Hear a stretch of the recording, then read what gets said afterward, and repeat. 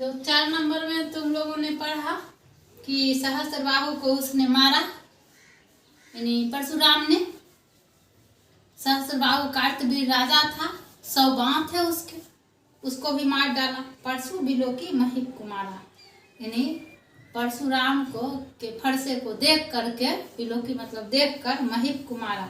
यानी कितने ही राजा के पुत्र डरते हैं, लेकिन तुम कैसा व्यक्ति है, यानी लक्ष्मण, जो इसको बिल्कुल भी भय नहीं लगता। इसलिए कहा, हे नरेश पुत्र, तुम इस फरसे को भली भांति देख लो, तुम क्यों अपने माता पिता को विवश कर रहे हो। ये इसका है, मातु पिता जनी स्वच्छ बस, करसी महेश किशोर, गर्भण्य के अव्रत, दलन परशु मोर अति घोर। इसी का दूसरा है, ये एक का हुआ, वो दूसरे का। तो यहाँ कहा परशुराम ने कि अरे नरेश पुत्र कहो या राजपुत्र कहो, दोनों में से कुछ भी कर सकते हो। तो यहाँ जो है, तो माता पिता के बारे में भी कुछ सोचो, क्यों उन्हें जो है अपने सोचने पर विवश कर रहे हो, मजबूर कर रहे हो कि जो है हमारे पुत्र का क्या हुआ। क्योंकि मेरे इस तीखी धार वाले भयानक फरसे को देख करके गर्भ में पल रहा बच्चा, गर्भण्य के अव्रत, दलन परशु मोर अति घोर, यानी गर्भ में पल रहा बच्चा भी इस फरसे को देखकर भयभीत हो उठता है और भय के मारे नष्ट हो जाता है, वो गर्भ में ही या मर जाता है। तो यहाँ ये लिखे हैं, यहाँ है, मेरे इस फरसे की भयानकता से गर्भ में पल रहे बच्चे तक भय से नष्ट हो जाते हैं। ये हो गया। अभी थोड़ी देर पहले मैंने 5 नंबर का उत्तर बताया था, अब 6 नंबर का उत्तर है। छठे प्रश्न है, 5 में है विशेषता लक्ष्मण के वीर योद्धा की। तो जितने भी पंक्ति में उसने वीर योद्धा की विशेषता, रण कौशल में वीर, धैर्यवान, कैसे रहते हैं, रण कौशल में रहने वाला, तो ये जो है बताना है। लक्ष्मण ने वीर योद्धा की क्या क्या विशेषताएं बताई, अपने मन से नहीं लिखना है। इस पाठ्य पुस्तक में जो वीरता शौर्य बताया है परशुराम, वो क्या करना चाहिए, ये बात लिखना है। थोड़ी देर पहले मैं बताऊं। 6 नंबर में है, साहस और शक्ति के साथ विनम्रता हो तो बेहतर है। इस कथन पर अपने विचार लिखिए। तो साहस और शक्ति के साथ विनम्रता होना बहुत ही अच्छी बात है, बहुत ही बेहतर है। तो किस प्रकार से है, तो साहस और शक्ति के साथ विनम्रता ना हो तो व्यक्ति अभिमानी एवं उदंड बन जाता है। परशुराम के अहंकार के सामने राम एकदम शांत एवं विनम्र है, जिनकी विनम्रता ने अहंकार रूपी शक्ति का दमन कर श्री राम के आगे नतमस्तक जो है होने पर मजबूर कर दिया उसने। तो नतमस्तक कर दिया। साहस, शौर्य एवं शक्ति के ये गुणवान व्यक्ति को श्रेष्ठ बनाते हैं। साहस, शौर्य एवं शक्ति जो यहाँ प्रश्न में दिया गया है, साहस और शक्ति के साथ विनम्रता हो तो यह जो है व्यक्ति को विनम्र बनाता है और यह श्रेष्ठ है। किंतु यदि विनम्रता इन गुणों के साथ आकर मिल जाती है, यहाँ जो विनम्रता दिया इसके लिए, किंतु यदि विनम्रता इन गुणों के साथ आकर मिल जाती है तो वह उस व्यक्ति को क्या करता है, श्रेष्ठतम वीर की श्रेणी में लाकर खड़ा कर देता है। इस प्रकार हम इस कथन से यह स्पष्ट है कि साहस और शक्ति के साथ विनम्रता हो तो वह अधिक बेहतर है। तो हमारा ये टॉपिक प्रश्न उत्तर का खत्म हुआ। अब हम लोग कुछ जान लेते हैं इनके परिचय के बारे में, जो आप लोग पहले भी जाने हैं। तो इनका जन्म स्थान सोरो, जिला एटा मानते हैं। बचपन का नाम इनका राम बोला था। रत्नावली के बारे में बता ही चुकी हूँ। और उसके बाद गुरु कृपा से उन्हें राम भक्ति का मार्ग मिला। नरहरि दास जो है इनके गुरु का नाम था, नरहरि दास। अब रामचरितमानस कवि का अनन्य राम भक्त हैं। इनमें सृजनात्मक शैली में लिखी गई है। कहा, रामचरितमानस उत्तर भारत की जनता के बीच बहुत ही लोकप्रिय रही। और आगे कहा, मानस के अलावा कवितावली, गीतावली, दोहावली, कृष्ण गीतावली, विनय पत्रिका इनकी महत्वपूर्ण रचनाएं हैं। तो अवधी और ब्रज दोनों भाषाओं पर इनको अधिकार था। इन्होंने जो है विनय पत्रिका और कवितावली ब्रज भाषा में रचना की और रामचरितमानस में पहले ही बताई हूँ अवधी भाषा में। और जिसमें विनय पत्रिका कवितावली में जो छंद है उसमें कई प्रकार के छंद हमें देखने को मिलता है। सवैया कवित्व में लिखा गया है। और यही है प्रश्नोत्तर। तो नेक्स्ट सूरदास के पद की वीडियो लेकर के मैं उपस्थित होंगी। तब तक के लिए thank you, all the best. अब मैं 9 नंबर प्रश्न लेकर के जो है इस 8 नंबर प्रश्न खत्म हुआ। 9वां प्रश्न है रामचरितमानस। यहाँ 9वां प्रश्न है, इस पूरे प्रसंग में व्यंग का अनूठा सौंदर्य है। तो व्यंग तो लक्ष्मण और परशुराम के द्वारा पूरे रामचरितमानस के इस बाल कांड का जो अंश में पढ़ने को मिला है, पूरे में व्यंग ही है। तो इस व्यंग में हम देखते हैं रामचरितमानस एक महाकाव्य है जिसमें 7 कांड है, और बाल कांड का यह अंश हमें जिसमें लक्ष्मण संवाद मूल रूप से व्यंग प्रधान काव्य है। लक्ष्मण का जो यह संवाद है मूल रूप से क्या है, तो व्यंग प्रधान यह काव्य। क्या क्या व्यंग दिया है इसने? बहुधन ही तोड़ी लड़िकाई, कभू ना शीरिष किन्हीं गोसाई। कई पंक्ति दिए हैं, तो उन पंक्तियों में यह भी है। तो इसका अर्थ होता है कि बचपन में हमने बहुत सारी धनुइयां तोड़ी, लेकिन आज तक किसी ने कभी क्रोध किया ही नहीं। फिर पंक्ति है दूसरा, मातु पितहु जनि सोच बस, करसी महिष किशोर, गर्भन्न के अवरत दलन परशु मोर अति घोर। तो कहा ये जो संवाद है यहाँ लिखा हुआ प्रस्तुत पंक्तियां राम लक्ष्मण परशुराम संवाद से दी गई है, ये देंगे। और फिर लिखेंगे कि यह जो वाणी है मातु पितु जनि सोच बस, ये कहा गया परशुराम के द्वारा। तो ये कह रहे हैं किससे? लक्ष्मण से। ए राजपुत्र, तुम अपने माँ पिता के बारे में या माता पिता के बारे में तो सोचो, जरा अपने माता पिता के बारे में तो सोचो। सोच बस करसी महिष किशोर, यानी रे राजपुत्र या नरेश के पुत्र, तुम अपने माता पिता के बारे में सोचो, क्योंकि मैं जो ये फरसा दिखाता हूँ ना, गर्भन्न के अवरत, मेरा जो ये तीखी धार वाला भयानक फरसा है, गर्भ में पल रहे बच्चा भी इसको देख करके सुन करके इसके वाणी को, इसके आवाज को, इस फरसे के बारे में जानकर नष्ट हो जाते हैं या डर जाते हैं या मर जाते हैं। तो गर्भ में पल रहे बच्चे का ये दशा है। तुम अपने माता पिता के बारे में सोचो, उनका क्या होगा यदि मैं तुम्हें एक क्षण में मार दूं तो।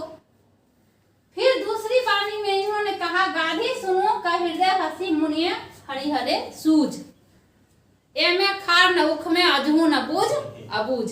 यानी इसमें कहा गया कि मुनि को, ये विश्वामित्र के द्वारा मुनि को सभी जगह हरा ही हरा दिखाई देता। हृदय में हंसते हुए कहते हैं ये जो है उसे गुड़ की ढेली या फिर गन्ने खेत का पौधा की केतारी समझ रहे हैं, जो जमन हुआ खाया और चबा के फेंक दिया। ऐसा तो है नहीं, ये तो लोहे का बना हुआ, जिस प्रकार लोहे बने वैसा व्यक्तित्व वाला ये व्यक्ति बालक है। तो यही इसमें लिखेंगे। अब है 10वां प्रश्न। 10वां प्रश्न है निम्नलिखित पंक्तियों में प्रयुक्त अलंकार पहचान कर लिखिए। तो इन सारी पंक्तियों में कौन कौन सा अलंकार है ये मैं बताऊंगी। पहली पंक्ति है कालकू बलु बधौ नहीं तोही, तो सबको पता है अलंकार। तो बालकू बोली बधौ नहीं तोही, वो वर्ण की आवृत्ति हुई है, जहां एक ही वर्ण बार बार आए और उन वर्णों के आ जाने से उन शब्दों में और उन वाक्यों में जब रागात्मकता लयात्मकता दिखाई दे, एक चमत्कार उत्पन्न हो, वहां अनुप्रास अलंकार होता है। तो इस पंक्ति में जो है वह वर्ण की आवृत्ति हुई है, इसलिए यहाँ अनुप्रास अलंकार है। फिर है दूसरा ख नंबर, कोटि पुलिस सम बचनु तुम्हारा, सम सा सी। जिस वर्णों में या जिन पंक्तियों में हमें देखने को मिले वहां जो होता है उपमा अलंकार होता है। तो यहाँ हमें देखने को मिल रहा है ख नंबर में कोटि पुलिस सम, सम सा सी, याद रखेंगे, बचनु तुम्हारा, तो सम लगा हुआ इसलिए यहाँ उपमा अलंकार होगा। यहाँ है उपमा अलंकार। आगे है हमारा कोटि पुलिस, यहाँ भी क वर्ण की आवृत्ति हुई है, दो अलंकार हैं इसमें। तो एक अलंकार तो हो गया अनुप्रास जो अभी मैं जस्ट बताई हूँ, दूसरा हो गया उपमा अलंकार। अब हम देखें गौ नंबर की पंक्ति है, तुम तो कालू हाँक जनु लावा। उत्प्रेक्षा अलंकार की परिभाषा है मानो, वैसे पंक्ति जहां मानो, जानो, जनू, जनहू ये उसमें आए तो वहां जो है उत्प्रेक्षा अलंकार होता है।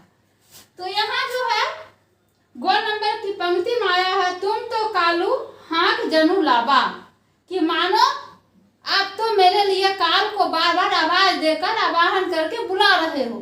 तो यहाँ मानो शब्द आया कि आप मेरे लिए मानो ऐसा कर रहे हो, इसलिए यहाँ जो है उत्प्रेक्षा अलंकार होगा। तो इसमें लिखेंगे उत्प्रेक्षा अलंकार। फिर बार बार, एक बार आवाहन नहीं कर रहे हो आप, बार बार आवाज देकर बुला रहे हो, तो बार बार हो गया पुनरुक्ति प्रकाश अलंकार। तो उसमें लिखेंगे एक ही शब्द जब दो बार आए या बार बार आए या कई प्रकार से आवे और लेकिन अर्थ में जो है चमत्कार उत्पन्न हो, वहां पुनरुक्ति प्रकाश अलंकार होता है। अब है इसी का घ नंबर, लखन उत्तर आहुति सरिस भृगु वर कोपु कृषाणु, बढ़त देखी जलसम बचन बोले रघुकुल भानु। अब देखो यहाँ कहा गया लखन उत्तर आहुति सरिस, तो यहाँ देखेंगे घ नंबर में उपमा, उपमा में जो है उत्तर आहुति सरिस भृगु वर कोपु कृषाणु में उपमा अलंकार है। अभी मैं जस्ट बताई हूँ उपमा किसे कहते हैं। फिर है जल सम वचन, यहाँ भी उपमा अलंकार है, क्योंकि शीतल वचन के रूप में राम कहते हैं सबसे पहली पंक्ति में और लास्ट की पंक्ति में भी, कि जल सम वचन जो है वो बोलते हैं। ये सबसे लास्ट की पंक्ति है, लास्ट पैराग्राफ। अब जो है यहाँ देखेंगे रघुकुल भानु, तो रूपक अलंकार का क्या होता है, वैसा अलंकार जिसमें उपमेय और उपमान में किसी भी प्रकार का अभेद ना किया जाए, वहां रूपक अलंकार होता है। तो जहां अभेद ना हो, अभेद मैया मैं तो चंद्र खिलौना लय हूं, तो यहाँ क्या है, मुझे खिलौना के रूप में चांद ही चाहिए। ऐसा नहीं कि कोई खिलौना दे दो और वही मेरा चांद हो गया, ऐसा नहीं है। तो चांद ही खिलौना के रूप में चाहिए। तो यहाँ कहा सूर्य के वंशज राम है और राम को जो है सूर्य का वंशज कहा गया, इसीलिए यहाँ रूपक अलंकार है। तो मैं आप लोगों के सामने 7, 8, 9, 10 प्रश्न लिख करके खत्म किया। आगे जो है 2-3 प्रश्न और बचे हुए हैं, तो उसको भी मैं करूंगी। ये 5वां प्रश्न है, इसी का 5वां प्रश्न के रूप में है, लक्ष्मण ने वीर योद्धा की क्या क्या विशेषताएं बताई। तो वीर योद्धा की बहुत सारी विशेषताएं उन्होंने कहा है। तो यहाँ लिखेंगे सबसे पहले लक्ष्मण ने वीर योद्धा की बहुत सारी विशेषताएं बताए हैं, वो निम्नलिखित हैं। या लक्ष्मण, यहाँ प्रश्न के तर्ज पर ही लिखेंगे कि लक्ष्मण ने वीर योद्धा की निम्नलिखित विशेषताएं बताई हैं। तो सबसे पहले कहा कि सूरवीर युद्ध में वीरता एवं शौर्य का प्रदर्शन करते हैं, कायर की भांति अपना बखान नहीं करते। जो कायर पुरुष होते हैं ना, वे अपना बखान बेकार में करते रहते हैं, लेकिन जो वीर होते हैं वे युद्ध में अपनी वीरता का शौर्य दिखाते हैं। दूसरा कहा वीरता का व्रत धारण करने वाले वीर पुरुष धैर्यवान एवं क्षोभ रहित होते हैं, यानी धैर्य धारण रखते हैं। परशुराम को तो धैर्य है ही नहीं, ये उनके कहने का आशय हुआ कि आपको तो धैर्य ही नहीं है, धनुष टूट गया और उस समय से गुस्सा किए जा रहे हैं, कंट्रोल ही नहीं है आपको। तीसरे में कहा वीर पुरुष किसी के प्रति गलत शब्दों का अपशब्द का प्रयोग नहीं करते, गाली देना पाहुन शोभा, यानी जो वीर पुरुष होते हैं उन्हें गाली देना शोभा नहीं देता है। उन्हीं की पंक्ति है लक्ष्मण के द्वारा, तो उन्हीं से लिया गया कि वीर पुरुष किसी के प्रति गलत शब्दों या अपशब्द का प्रयोग नहीं करते। चौथे में है दीनहीन ब्राह्मण गायों और दुर्बल व्यक्तियों पर अपनी वीरता नहीं दिखाते, है ना।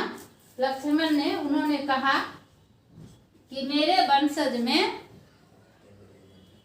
यहाँ कहा है कि मेरे वंशज में जो है अरु गाई, यही पंक्ति है।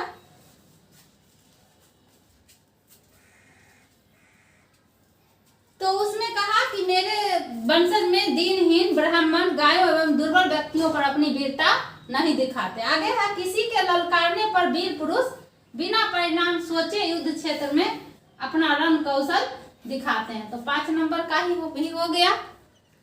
अब आगे मैं दूसरी प्रश्न को दिखाऊंगी। तब तक के लिए धन्यवाद। सुप्रभात बच्चों। कल मैंने राम लक्ष्मण परशुराम संवाद का पूरी व्याख्या बताई थी जो तुलसीदास के हैं। आज इसके प्रश्न उत्तर मैं आपके सामने लेकर के आई हूँ, जिसमें से ये 7वां प्रश्न है, भाव स्पष्ट करें। तो आप अपने पाठ्य पुस्तक में देख लेंगे कि भाव स्पष्ट करें में 7वां प्रश्न है, बीसी लखनऊ बोले मृदु बानी, अहो मनुष्य महाभट मानी, पुनि पुनि मोही देखाओ कुठारू, चाहत उड़ावन फूकी पहाड़ू। तो हंसते सबसे पहले भाव स्पष्ट करें में लिखने से पहले हम ये ध्यान देंगे कि उसमें तुलसीदास जी की ली गई राम लक्ष्मण परशुराम संवाद जो है लिखेंगे। प्रस्तुत पंक्ति राम लक्ष्मण परशुराम संवाद के पाठ क्षितिज पुस्तक से ली गई है, जिनके कवि हैं तुलसीदास। उसके बाद शुरू करेंगे। तो ये लिखने के बाद लिखेंगे कि बीसी लखनऊ यानी लक्ष्मण हंसते हुए मृदुल वाणी में बोलते हैं, अहो मुनीसु, हे मुनिवर, मैंने आपको चलो महान योद्धा मान लिया कि आप बहुत महान हैं, सूरवीर हैं, धैर्यवान हैं, अति क्रोधी हैं। आपने खुद अपने मुंह से बताया आप बहुत महान हैं। किंतु पुनि पुनि मोही दिखाओ कुठारू, कुठारू मतलब फरसा। आप मुझे बार बार ये फरसा क्यों दिखा रहे हैं? क्या चाहते हैं आप? बार बार फरसा दिखाकर आप क्या जताना चाहते हैं? चाहत उड़ावन फूकी पहाड़ू। क्या आप चाहते हैं कि हम अपने फूंक से पहाड़ को उड़ा देंगे? आप ये चाहते हो? तो परशुराम जी को ये बात लक्ष्मण कहते हैं, यही इसका मुख्य भाव है। फिर है दूसरी में फिर इसी तरह लिखेंगे। प्रस्तुत पंक्तियां राम लक्ष्मण परशुराम संवाद से ली गई है, जो क्षितिज पाठ भाग 2 से लिया गया है। और इसमें राम लक्ष्मण परशुराम संवाद में लक्ष्मण के द्वारा ये वाणी बोली गई है। जैसे यहाँ भी लक्ष्मण के द्वारा परशुराम को कहा गया है, वो लिखेंगे। फिर दूसरे ख नंबर में है, यहाँ कुम्हरबतिया नाही। तो ये आवाज कौन उठाते हैं? लक्ष्मण। तो लिखेंगे लक्ष्मण कहते हैं कि यहाँ कुम्हरबतिया को नाही। यहाँ पर कुम्हरबतिया यानी काशी फल कच्चे कमजोर फल के जैसा कोई भी नहीं है। जे तर्जनी देखी मरी जाही, जो आपकी इस तर्जनी उंगली यानी अंगूठे के बगल वाली उंगली जो होती है तर्जनी उंगली कही जाती है, आपके इस तर्जनी उंगली को दिखाने से वो मर जाएगा। तो यहाँ पर कोई भी जो योद्धा है वो काशी फल के जैसा कमजोर योद्धा नहीं है। देखी कुठारू सरासर बना, आपके ये फरसे को दिखा करके आप जो चाहते हैं, मैं कछु कहा सहित अभिमाना, आप जो ये फरसे दिखा रहे हैं मुझे, इसके अभिमान में अगर मैं कुछ बोल रहा हूँ तो मुझे क्षमा करना, लेकिन मैं सच कर रहा हूँ कि यहाँ पर काशी फल के जैसा कमजोर बालक या कमजोर योद्धा कोई भी नहीं है, जो आपके इस तर्जनी उंगली को दिखा करके आप जो है इतना तर्जनी देखी मर जाही, जो आपकी तर्जनी उंगली को दिखाने से मर जाएगा या मुरझा जाएगा या सूख जाएगा।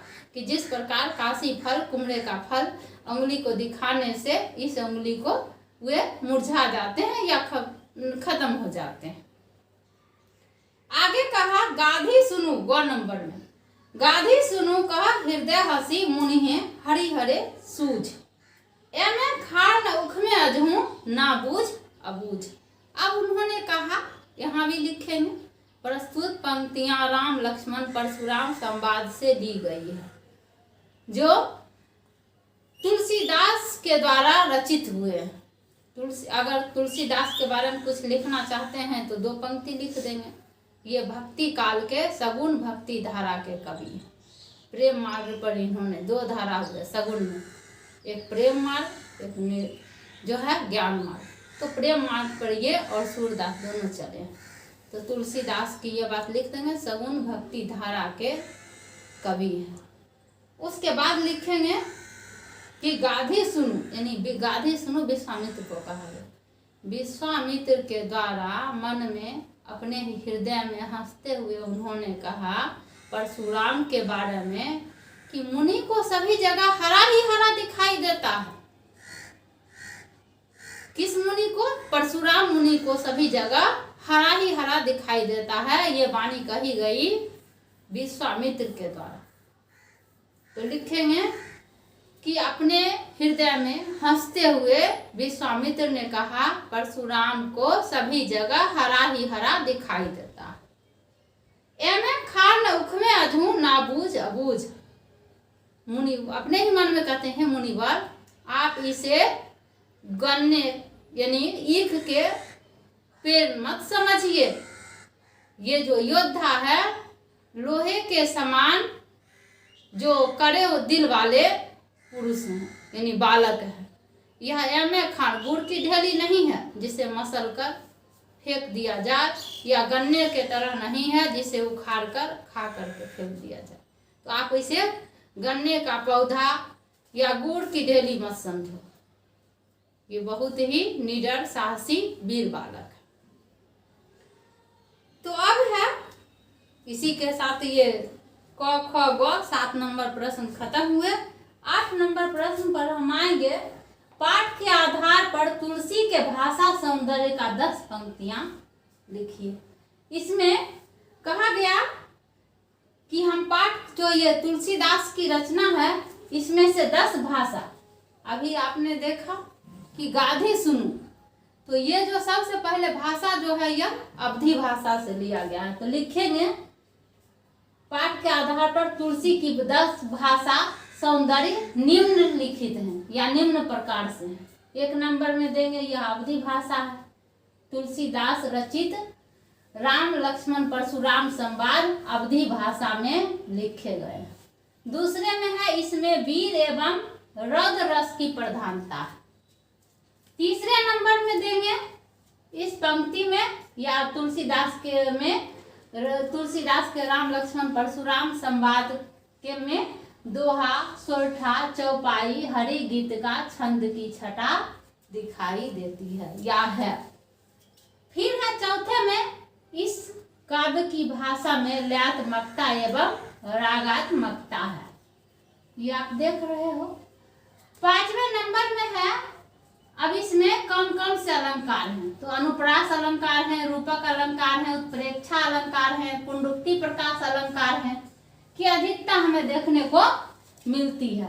उसके बाद 6ठे नंबर में देखेंगे इसकी भाषा, तो इस भाषा में व्यंग्यात्मकता का संयोजन है, इसको लिखेंगे व्यंग्यात्मकता का संयोजन है। 7वें नंबर में है यह बाल कांड से लिया गया है।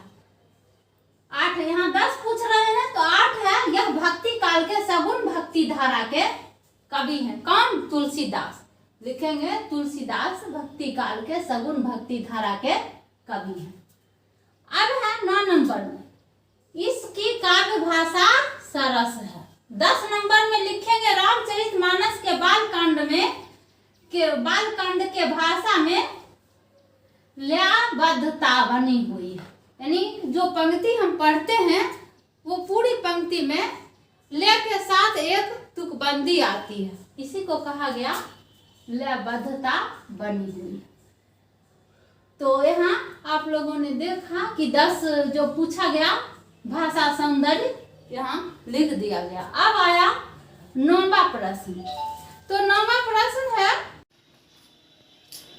आगे का प्रश्न है यहाँ 1 नंबर क्षितिज भाग 2 पाठ 2 राम लक्ष्मण परशुराम संवाद से लिया गया है यह प्रश्न 1, और जो है इसका जन्म है 1532 ईस्वी और मृत्यु है 1623 ईस्वी। तुलसीदास का बांदा जिला उत्तर प्रदेश राज्य राजापुर गांव में इनका जन्म हुआ था, यह बताई भी कई बार।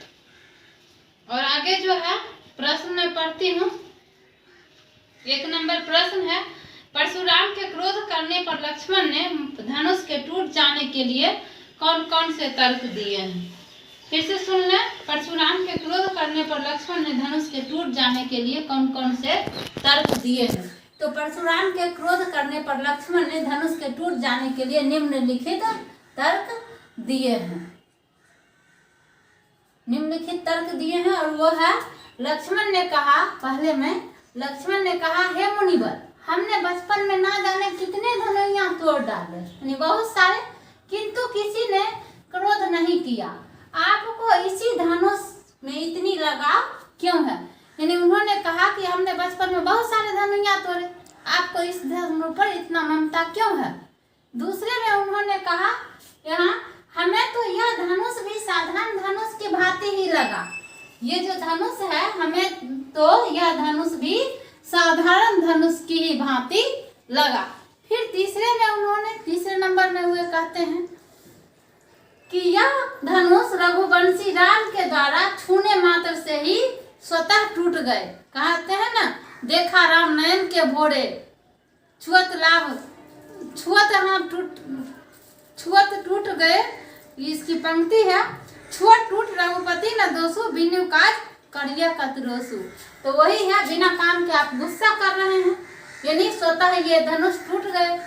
सिर्फ धनुष के तोड़ते हुए उन्होंने किसी लाभ हानि के विषय में नहीं सोचा, यानी सिर्फ छूने मात्र से ही किसी भी नहीं सोचा। इस धनुष के तोड़ने में उनका कोई दोष नहीं है, यानी सोचा नहीं, ऐसे छुआ, देखा और टूट गया। चौथे में कहे है, यह धनुष रघुवंशी राम के द्वारा छूने मात्र से ही स्वतः टूट गए। सिर्फ धनुष के तोड़ते हुए उन्होंने किसी लाभ हानि के विषय में नहीं सोचा था। इस धनुष के तोड़ने में उनका कोई दोष नहीं है। फिर कहते हैं कि हे मुनिवर, सिर्फ आपके वो कई धनुष को तोड़े हैं, इसके टूटने से कोई लाभ हुआ ना कोई हानि है, फिर आप क्यों गुस्सा कर रहे हैं। ये भी बात कहा, तो आप लोग और चाहते हो तो ऐड कर सकते हो इसी में। दूसरे नंबर का प्रश्न है, कहा है दूसरे नंबर प्रश्न में, परशुराम के क्रोध करने पर राम और लक्ष्मण जी की जो प्रतिक्रियाएं हुई, उनके आधार पर दोनों के स्वभाव की विशेषता अपने शब्दों में लिखिए।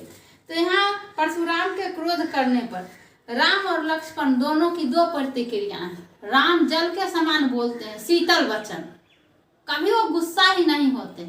उसके विपरीत लक्ष्मण हमेशा क्रोध स्वरूप, क्रोध से ही बोलते हैं।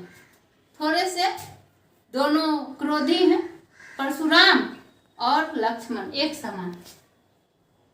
तो यहाँ हम देखते हैं 2 में, राम स्वभाव के बिल्कुल सीधे सरल और विनयशील हैं। परशुराम जी क्रोधी स्वभाव के थे। परशुराम के क्रोध करने पर श्री राम ने धैर्य से काम लिया। राम ने अपने को उनका दास कहकर उनके क्रोध को शांत करने का प्रयास किया और विनम्रता पूर्वक बात की। किंतु लक्ष्मण राम के बिल्कुल विपरीत हैं, ये क्रोधी और उग्र स्वभाव के हैं।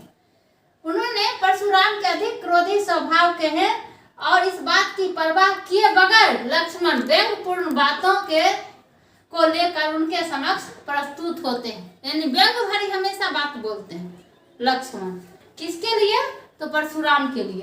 तो इस प्रकार हम देखते हैं कि श्री राम विनयशील, बुद्धिमान, मृदुभाषी और वह धैर्यवान है, तो लक्ष्मण निडर, वाचाल, क्रोधी और साहसी स्वभाव के हैं। तो बुद्धिमान होते हुए भी इनके स्वभाव में निडरता है, बोलने में ये कहीं कुछ नहीं छोड़ते हैं ना। नाथ शंभु धनु भंजनी हारा, होई केहू एक दास तुम्हारा। तो ये राम का वचन है। एक वो जो है इनके परशुराम को कहते हैं, लेकिन परशुराम मानने को तैयार नहीं है। उसी के बारे में यहाँ ये 2 नंबर प्रश्न वहीं से आए हैं। 3 नंबर प्रश्न है, लक्ष्मण और परशुराम के संवाद का जो अंश आपको सबसे अच्छा लगा उसे अपने संवाद शैली में लिखिए। अपने शब्दों को, ये तो खुद से लिखने वाला है, मैंने सिर्फ 2 का लिखा है। 2 इसी में का, एक परशुराम का और लक्ष्मण का। तो इसमें उन्होंने 10 प्रकार से 10 ढंगों से व्यंग किया है। तो आप लोग चाहो तो और लिख सकते हो, मैं लिखी हूँ। यहाँ लक्ष्मण ने कहा, हे मुनिवर, मैंने लड़कपन में कितने सिंह धनुष तोड़े, किंतु आपने कभी क्रोध नहीं किया। इस धनुष से आपको इतना लगाव क्यों है? ये वाणी परशुराम लक्ष्मण के हैं। तो फिर परशुराम कहते हैं, अरे राजपुत्र, तुम काल के वश में आकर बोल रहे हो। तुम क्यों अपने माता पिता को सोचने पर विवश कर रहे हो? मैंने इस भयानक तीखी धार वाली फरसा से सहस्त्रबाहु का वध किया, क्षत्रिय का भी वध कर दिया, उनकी जमीन को ब्राह्मणों को दान में दे दिया। तुम लोग चाहो तो गर्भन्न के अवरक दलन परशु मोर अति घोर, इस पंक्ति के अर्थ भी लिख सकते हो कि गर्भ में पल रहा बच्चा मेरे इस भयानक फरसे को देख करके गर्भ के अंदर ही भय के मारे नाश हो जाता है। लक्ष्मण फिर कहता है, यहाँ कुंवरवतिया को नाही, यानी काशी फल के जैसा कमजोर नहीं। इस पंक्ति को भी इसमें ऐड कर सकते हो, पंक्ति के साथ, या फिर सिर्फ अर्थ को लिख कर नाम लिख दोगे। लक्ष्मण की ने कहा, फिर लिखोगे परशुराम ने कहा, इस तरह से आगे बढ़ा सकते हो। फिर 4 नंबर का उत्तर है, 4 नंबर प्रश्न है, ये देखते हैं। वहां कहा परशुराम ने अपने विषय में सभा में क्या क्या कहा, बहुत सारी बातें कही। निम्न पदयांश के आधार पर लिखिए। यहाँ जो पदयांश है हमें उसी पर लिखना, अपने मन से नहीं। यहाँ पदयांश से पहली, बाल ब्रह्मचारी अति को ही विश्व विदित क्षत्रिय कुलद्रोही, भुज बल भूमि भूप बिनु किन्ही, विपुल बाढ़ महिदेव दिनी, सहस्त्र बाहु छेदनी हारा, परशु बिलोकु महिप कुमारा। फिर आगे प्रश्न है, मातु पितु जनि सोच बस करसी, महिष किशोर गर्भन्न के अवरक दलन परशु मोर अति घोर। तो सबसे पहली पंक्ति में उन्होंने अपने बारे में कहा है परशुराम ने कि मैं बाल ब्रह्मचारी अति क्रोधी हूँ। यहाँ है, मैं बाल ब्रह्मचारी अति क्रोधी स्वभाव का हूँ, विश्व विदित क्षत्रिय कुलद्रोही, यानी क्षत्रिय कुल का नाशक, क्षत्रिय कुल नाशक हूँ, क्षत्रिय कुल का नाश करने वाला हूँ। फिर दूसरी पंक्ति में है क्या, भुज बल, यानी मैंने अपने अनेक बार पृथ्वी को अपनी भुजाओं के बल पर, भूप मतलब राजा, भूमि मतलब जमीन, मैंने पृथ्वी को अपनी भुजाओं के बल पर क्षत्रिय राजाओं से विहीन कर दिया, यानी खत्म कर दिया, और उनकी भूमि को दान स्वरूप ब्राह्मणों में बांट दिया, यानी दान स्वरूप फ्री में दे दिया। फिर अगली पंक्ति है, विपुल बार महिदेव दिनी, कितनी ही बार उसने किया, विपुल मतलब कई बार। आगे की फिर पंक्ति है, सहस्त्र बाहु भुज छेदनी हारा, सहस्त्र बाहु यानी 100 बाहों की भुजाओं वाला एक कार्तवीर है, और जिसे उसने अपने इस भयानक फरसे से उसने मारा है। फिर कहा परशु बिलोकी महिप कुमारा, यानी मैंने जो है, महिप मतलब राजा, बिलोकी मतलब देख कर, उसने कहा अपने फरसे को दिखा करके कि देख मारा है राजाओं के बेटे को। फिर कहा